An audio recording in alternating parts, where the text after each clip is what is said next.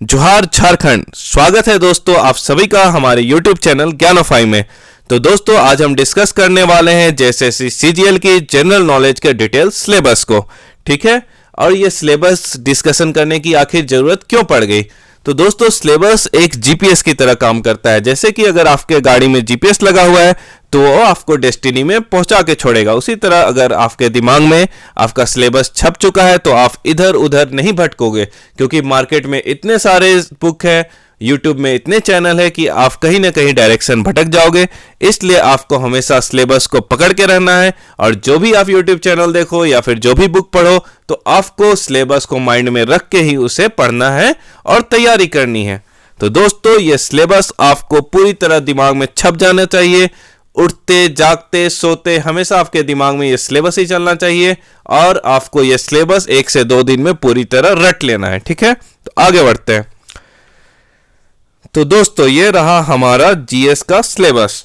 तो general knowledge का जो पेपर है वो टोटल होगा 150 क्वेश्चंस होंगे उसमें, जिसमें जनरल स्टडीज के 30 क्वेश्चन होंगे, जनरल साइंस के 20 क्वेश्चन होंगे, मैथमेटिक्स के 20 क्वेश्चन होंगे, ठीक है। मैथमेटिक्स के कितने क्वेश्चन होंगे? 20 क्वेश्चन, छूट गया था यहाँ पे। झारखंड जीके के 40 क्वेश्चन होंगे, कंप्यूटर के 20 क्वेश्चन होंगे, मेंटल एबिलिटी के 20 क्वेश्चन होंगे और जीएस के 30 क्वेश्चन। तो कितना हो गया? 30 + 20 50 + 20 70, 70 और 40 110, 110 और 20 130, 130 और 20 150। तो टोटल आपके पूरे के पूरे 150 क्वेश्चन कंप्लीट हो गए, ठीक है। अब एक एक पोर्शन को हम डिटेल में समझेंगे। तो सबसे पहले हम आते हैं जनरल स्टडीज के पेपर में, ठीक है। तो यहां हमें क्या क्या पढ़ना है? सबसे पहले हिस्ट्री। हिस्ट्री में हमें क्या पढ़ना है? सबसे ज्यादा इंपॉर्टेंट है डेट्स। कुछ कुछ इंपॉर्टेंट इवेंट है, जैसे कि बैटल ऑफ प्लासी कब हुआ था, बैटल ऑफ बक्सर कब हुआ था, पानीपत का पहला लड़ाई, दूसरा लड़ाई, तीसरा लड़ाई, ये तीनों आपको याद रखना है। फिर जो बैटल ऑफ वंडीवास हुआ था उसको याद रखना है। फिर 1857 रिवोल्ट को आपको याद रखना है कि किस किस प्लेसेस से किसने लीड किया था। उसके बाद गांधीयन एरा को आपको याद रखना है कि गांधी जी ने आते के साथ जो चंपारण में सत्याग्रह किया, फिर अहमदाबाद किया, फिर आपका खेड़ा किया, फिर नन कोऑपरेशन मूवमेंट को याद रखना है आपको, फिर सिविल डिसओबीडियंस मूवमेंट को याद रखना है, आरटीसी मतलब राउंड टेबल कॉन्फ्रेंस जो तीनों हुआ था उसको याद रखना है, क्विट इंडिया मूवमेंट जिससे बार बार क्वेश्चन आते हैं उसको याद रखना है। तो ये सब इंपॉर्टेंट टॉपिक है जो आपको हिस्ट्री में डिटेल से पढ़ने हैं, ठीक है।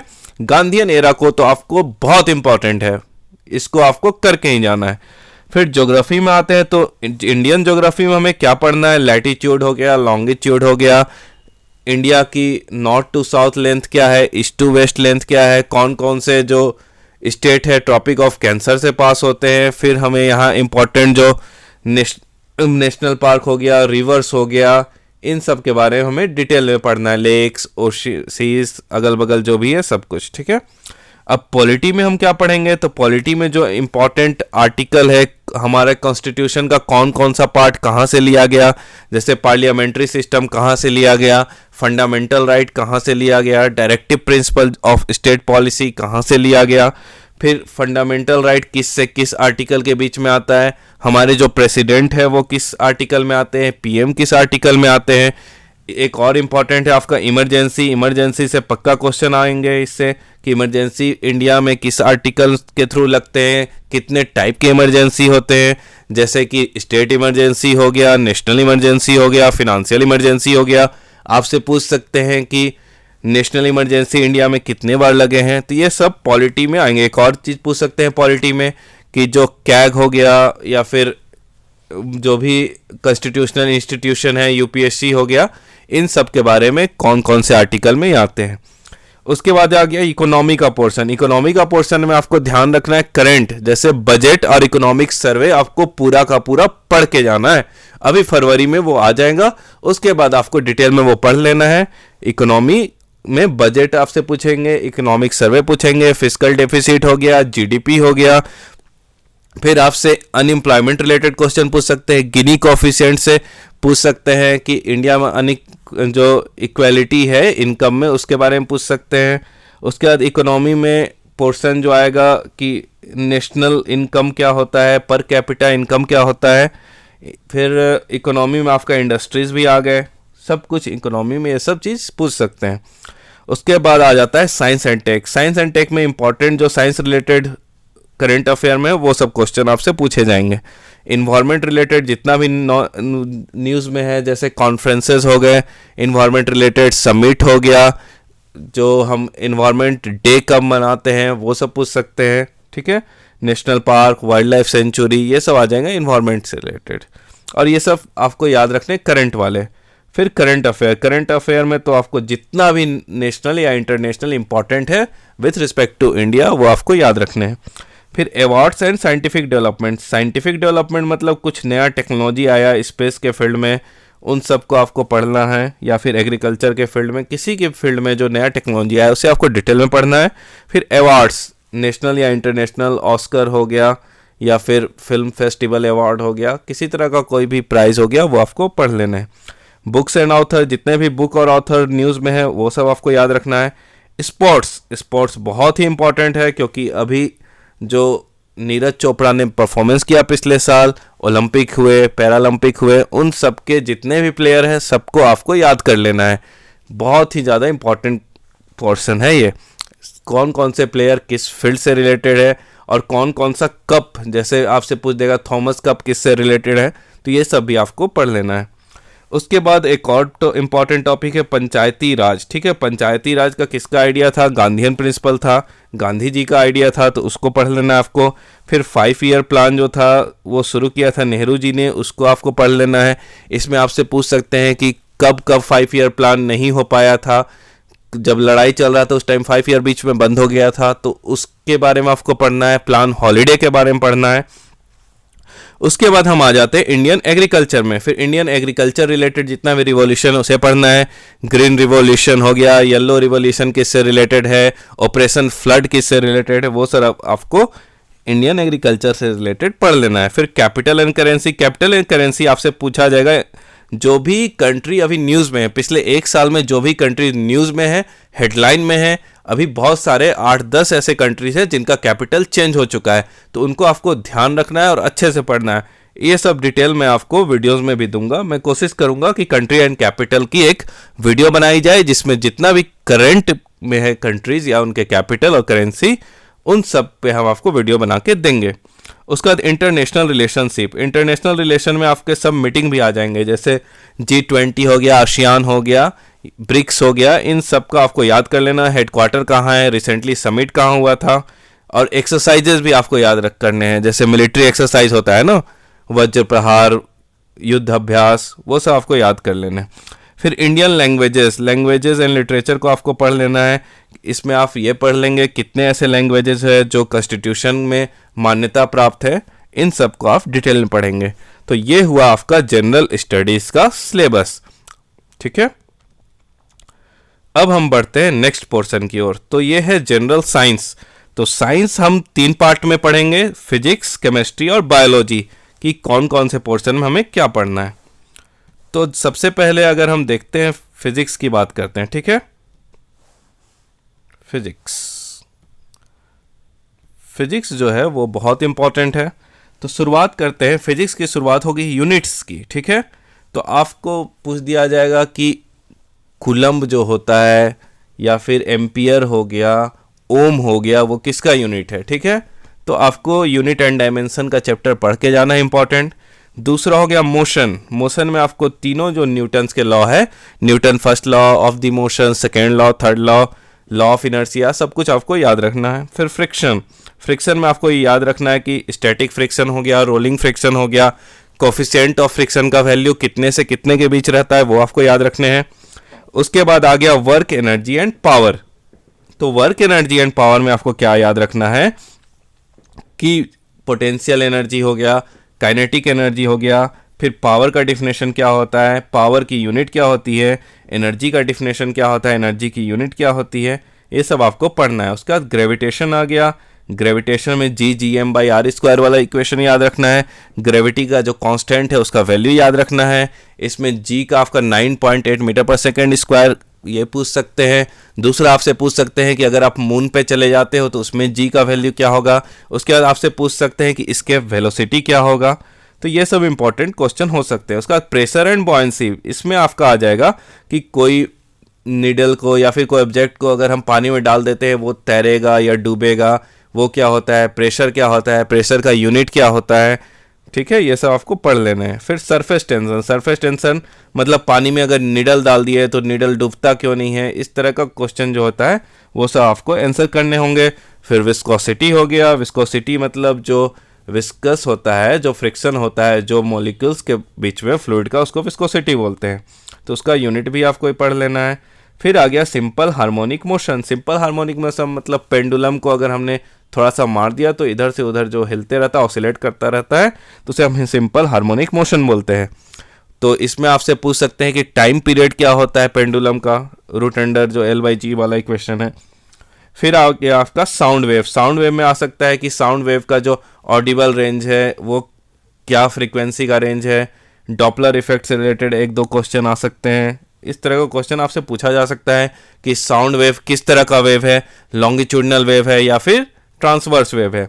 उसका हीट एंड थर्मोडाइनमिक्स में हम पढ़ेंगे कि हीट का यूनिट क्या होता है, फिर थर्मोडाइनमिक्स का कॉन्सेप्ट क्या है, कि हीटिंग का कॉन्सेप्ट क्या है, वो सब हम लोग पढ़ेंगे। फिर लाइट आ गया। लाइट बहुत इंपॉर्टेंट है। लाइट में हम क्या क्या पढ़ेंगे, लाइट में जितना भी लाइट के फिनोमेना है, जैसे रिफ्लेक्शन हो गया, रिफ्रैक्शन हो गया, स्कैटरिंग हो गया, विबग्योर वाला कॉन्सेप्ट हो गया। फिर हम मिरर को डिटेल में पढ़ेंगे, फिर लेंस को डिटेल में पढ़ेंगे। सबसे ज़्यादा इंपॉर्टेंट इसमें एप्लीकेशन, कि कन्वेक्स मिरर हो गया, लेंस हो गया, इनका कहाँ कहाँ यूजेस आते हैं। फिर इलेक्ट्रिसिटी आ गया। इलेक्ट्रिसिटी में हम यूनिट पढ़ेंगे इसका, फिर ओम, रेजिस्टेंस जो होता है उन सब के बारे में पढ़ेंगे। फिर मैग्नेटिज्म पढ़ लेंगे हम फिर से, ठीक है। मैग्नेटिज्म मतलब क्या हो गया, वेबर हो गया, मैग्नेटिक फ्लक्स जो हो गया उसका यूनिट क्या है। फिर उसका नॉर्थ साउथ वाला जो ओरिएंटेशन होता है वो पढ़ लेंगे। फिर atomic and nuclear physics, atomic physics और न्यूक्लियर फिजिक्स पढ़ेंगे। आइटम्स जो हो गया प्रोटॉन, इलेक्ट्रॉन, न्यूट्रॉन, उनके बारे में। फिर न्यूक्लियर फिजिक्स में हम यूरेनियम के बारे में पढ़ेंगे, थोरियम के बारे में पढ़ेंगे। फिर हमारा आ गया साइंटिफिक इंस्ट्रूमेंट, मतलब कौन कौन से इंस्ट्रूमेंट, जैसे प्रेशर आपको नापना है तो वो किसके यूज़ से नापोगे, अगर ब्लड प्रेशर नापना है तो उसके लिए क्या करोगे। फिर रिलेटिव डेंसिटी अगर आपको नापनी है तो वो किससे नापोगे, वो सब आ गया। इन्वेंशन में इंपॉर्टेंट डिस्कवरीज या इन्वेंशन जो जो होते हैं वो सब आपको पढ़ना है। तो ये हुआ हमारा फिजिक्स का कंप्लीट सिलेबस। फिर हम बात करते हैं केमिस्ट्री की। केमिस्ट्री में मैटर हो गया, everything that occupy space is called matter. फिर हमें पढ़ेंगे सॉल्यूशन। सॉल्यूशन मतलब कोलॉइड हो गया, किस तरह का सॉल्यूशन है। टिंडल इफेक्ट हो गया, उसको पढ़ लेंगे। एटॉमिक स्ट्रक्चर पढ़ेंगे कि आइटम का स्ट्रक्चर कैसा होता है, प्रोटॉन, इलेक्ट्रॉन, न्यूट्रॉन, उन सब के बारे में डिटेल में। फिर radio activity, alpha, beta, gamma rays, ये सब के बारे में। Chemical bonding and reaction, chemical bonding reaction, bonding हो गया कोवेलेंट बॉन्ड, उसके बारे में पढ़ लेंगे। फिर रिएक्शन जो हो गया हमारा ऑक्सीडेशन, रिडक्शन, उन सब के बारे में पढ़ेंगे। उसके बाद acid, bases and salt. Acid कौन कौन से इंपॉर्टेंट है, कौन कौन से इंपॉर्टेंट बेसेस है और कौन कौन से इंपॉर्टेंट सॉल्ट है, NaCl, common salt, table salt, सब का बारे में हम पढ़ेंगे, ठीक है। उसके बाद हम पढ़ेंगे बफर सॉल्यूशन क्या होता है, उसके बारे में मेटल क्या होता है। मेटल हर चीज़ वो हो गया, मेलिएबल हो गया, डक्टाइल हो गया, सोनरस हो गया। नन मेटल क्या हो सकता है, लिक्विड और गैसियस हो सकता है। फिर मेटलर्जी में पढ़ेंगे। मेटलर्जी में हम क्या पढ़ेंगे, जैसे बॉक्साइट किसका ओर है वो सब पूछ सकते हैं आपसे। आयरन का जो डिफरेंट ओर है वो पूछ सकते हैं आपसे। उसके बाद इलेक्ट्रोकेमिस्ट्री में हम पढ़ेंगे कि जैसे कार का बैटरी हो गया, उसमें कौन सा इलेक्ट्रोलाइट हम यूज़ करते हैं। उसके बाद पढ़ेंगे हम कार्बन एंड इट्स कंपाउंड, जैसे ग्रेफाइट, डायमंड, उन सब के बारे में डिटेल से पढ़ेंगे हम।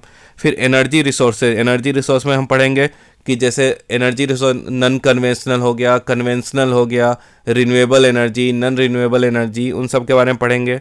फिर हम गैसेस पढ़ेंगे। हमारे इन्वायरमेंट में जितने भी गैसेस हैं, हाइड्रोजन, हीलियम, जितने भी है, हाइड्रोजन, ऑक्सीजन, नाइट्रोजन, जो भी है, उन सारे गैसेस के बारे में हम एग्जैक्ट पढ़ेंगे, ठीक है। फिर पीरियोडिक क्लासिफिकेशन ऑफ एलिमेंट, कैसे कैसे पीरियड एलिमेंट को क्लासीफाई किया गया है, एस ब्लॉक, पी ब्लॉक्स, उन सब बारे में डिटेल में तो नहीं, बस थोड़ा सा इंट्रोडक्शन पढ़ लेंगे। फिर इंपॉर्टेंट ड्रग्स एंड केमिकल, जो जो इंपॉर्टेंट ड्रग्स है उन सब के नाम पढ़ लेंगे। फिर फर्टिलाइजर्स के कुछ कुछ इंपॉर्टेंट नाम पढ़ लेंगे हम लोग। तो ये हो गया हमारा केमिस्ट्री का सिलेबस। अब हम बढ़ते हैं बायोलॉजी के सिलेबस। तो बायोलॉजी आजकल कवरेज बहुत ज़्यादा हो रहा, तो सबसे पहले हम पढ़ेंगे प्लांट एंड एनिमल सेल। कौन कौन सा ऐसा चीज़ है जो प्लांट सेल में रहता है और एनिमल सेल में नहीं रहता है। वैक्यूल का काम क्या है, माइटोकॉन्ड्रिया क्या है, लाइजोसोम क्या है, सुसाइडल बैग, इस तरह का डिटेल हम लोग पढ़ेंगे। फिर बायोमोलिक्यूल में हम पढ़ेंगे कार्बोहाइड्रेट हो गया, प्रोटीन हो गया, फैट हो गया, विटामिन हो गया, किसका क्या नाम है, रेटिनॉल, कैल्सीफेरॉल, टोकोफेरॉल, सब पढ़ेंगे। फिर theory of origin and theory of evolution origin, Charles Darwin का जो थ्योरी था उसका 1-2 लाइन पढ़ लेंगे।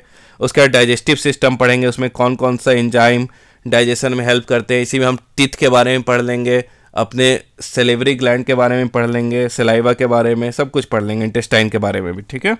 फिर रेस्पिरेटरी सिस्टम में हम लंग्स के बारे में पढ़ लेंगे। जो रेस्पिरेशन होता है हमारा 2 टाइप का, एरोबिक रेस्पिरेशन, एनएरोबिक रेस्पिरेशन, उसके बारे में हम जानेंगे। फिर सर्कुलेटरी सिस्टम में हम पढ़ेंगे जो ब्लड्स होता है, हार्ट का फंक्शन जो है, हार्ट में कितना चैम्बर रहता है, कॉकरोच के हार्ट में कितना चैम्बर रहता है। फिर WBC, RBC, फिर ब्लड ग्रुप के बारे में पढ़ेंगे डिटेल में। उसका बाद एक्सक्रेटरी सिस्टम जो एक्सक्रेशन में हेल्प करते हैं, जैसे कि किडनीज हो गया, उसके बारे में हम पढ़ेंगे। उसके बाद हम पढ़ेंगे यूरिन जो होता है उसका कलर येलो होता है तो क्यों होता है, उन सब के बारे में पढ़ेंगे।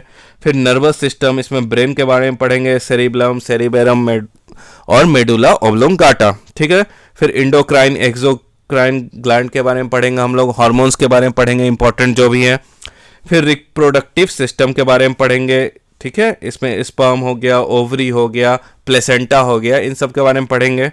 उसका डिजीजेस के बारे में पढ़ेंगे कि कौन कौन से डिजीज़ बैक्टीरिया से होती है, फंजाई से होती है, प्रोटोजुआ से होती है, उन सब के बारे में पढ़ेंगे। उससे रिलेटेड वैक्सीन भी पढ़ लेंगे हम। उसके बाद प्लांट मॉर्फोलॉजी, जैसे लीव्स हो गया, स्टेम्स हो गया, इन सब के बारे में पढ़ेंगे। फिर प्लांट फिजियोलॉजी, जैसे जाइलम हो गया, जाइलम पानी पहुंचाता है, फ्लोएम खाना पहुंचाता है, वो सब पढ़ेंगे हम। फिर जेनेटिक्स मतलब मंडल, ठीक है। फादर ऑफ जेनेटिक्स किसको बोलता है, मंडल ने जो पी के एक्सपेरिमेंट की थी उसे 1-2 लाइन देख लेंगे हम।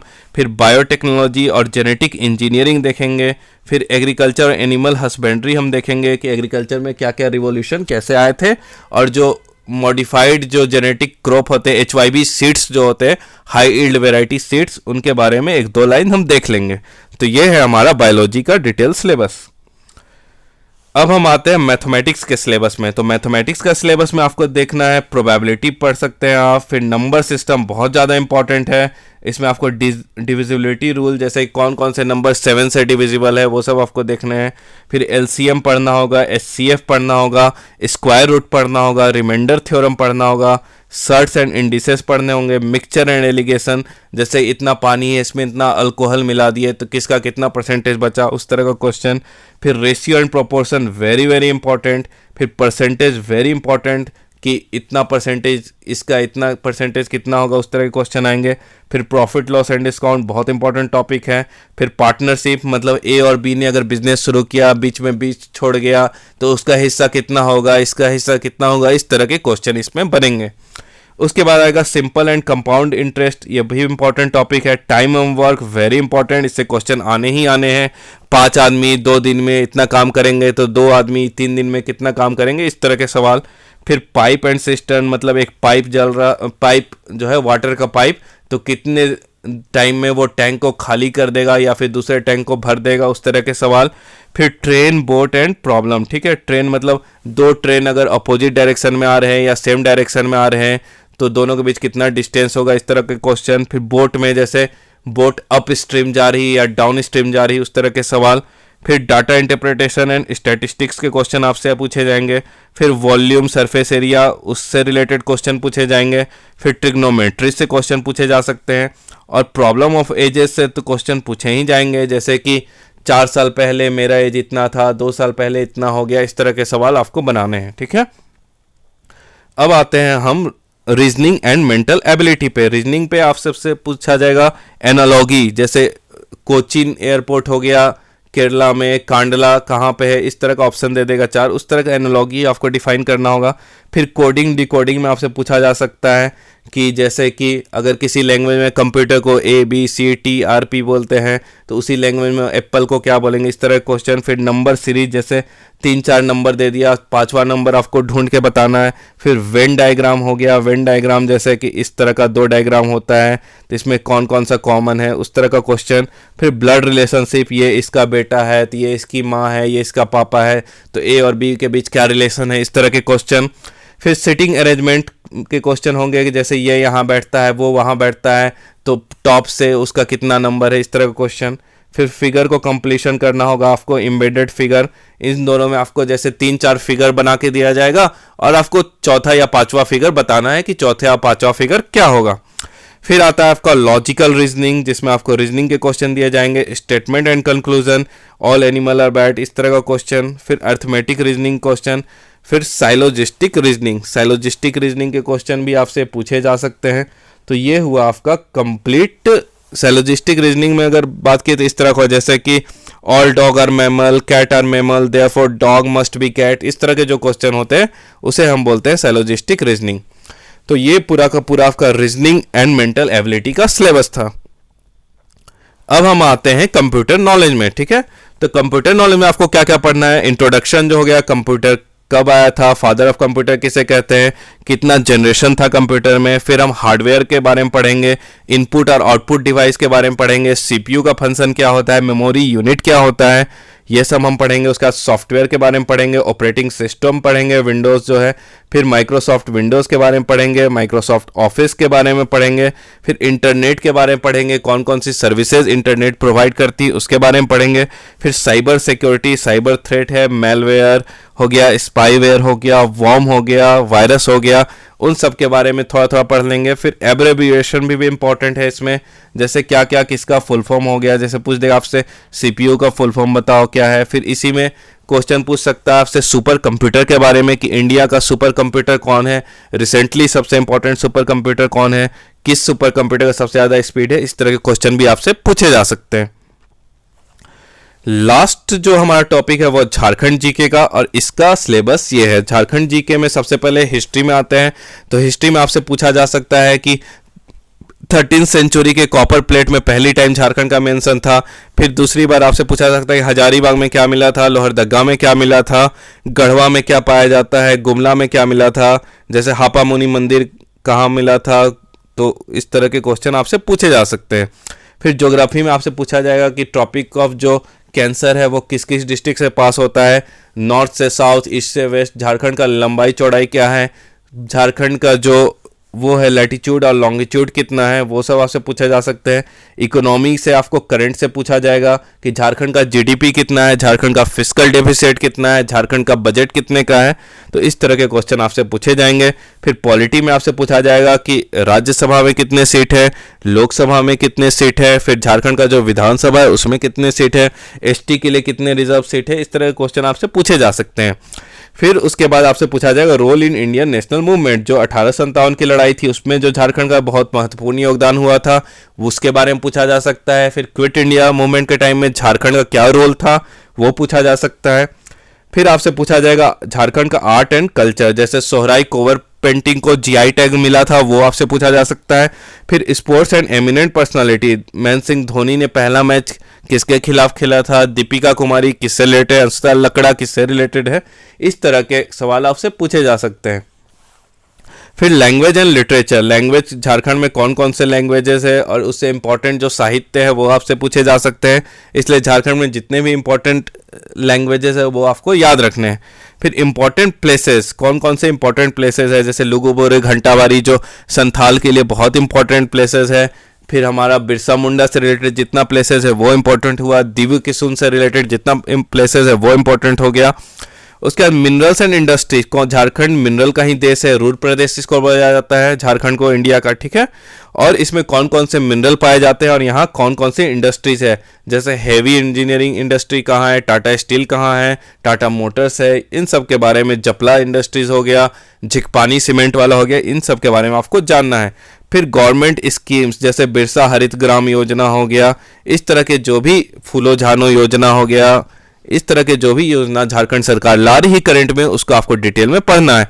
और लास्ट में आपका करंट अफेयर वो तो आपको पढ़ना ही है, जितना भी इससे रिलेटेड है सब करंट के पूछे जाएंगे, ठीक है। तो दोस्तों आज का हमारा जो सिलेबस डिस्कशन था वो कंप्लीट हो चुका है। होपफुली आपको पूरा का पूरा यह समझ आ गया होगा। कमेंट बॉक्स में आप बताएंगे आपको ये वीडियो कैसा लगा, और इसी तरह हमारे चैनल में बने रहिए आगे के अपडेट के लिए। And guys forget not to like, share and subscribe.